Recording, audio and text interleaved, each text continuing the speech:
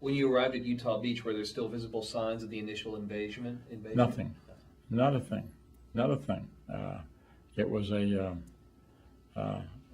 pleasant, we got off these tank, whatever you call these landing crafts, got off the landing crafts and marched 25 miles with our packs and everything to an area where we bivouacked, where we were there to stay for a while. And the first thing our division did, the 94th, was to be a holding action around Saint-Nazaire and Lorient. This was there were 100,000 German troops, and Saint-Nazaire Lorient was a U-boat center. And it was our job to call them in, and about once every week or 2 weeks, we'd move a mile in and we'd squeeze them further. Yes. And we'd lose a few people, but then we'd go further.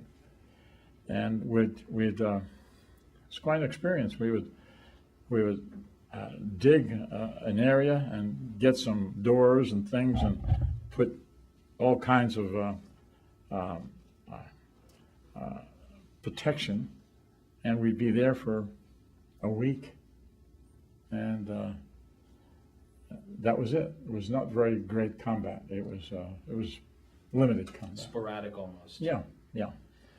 And we did that until one time we were supposed to, we heard that a division was coming across the English Channel, was hit by a U-boat, and they lost a lot of men, they lost their equipment, and so they said, well, send them in and let the 94th come over to the bulge, right after the bulge. And this division took over, and they came with bayonets, no rifles, no helmets, but they were there just to have a holding action. Yes. And so we went right to the German Siegfried line.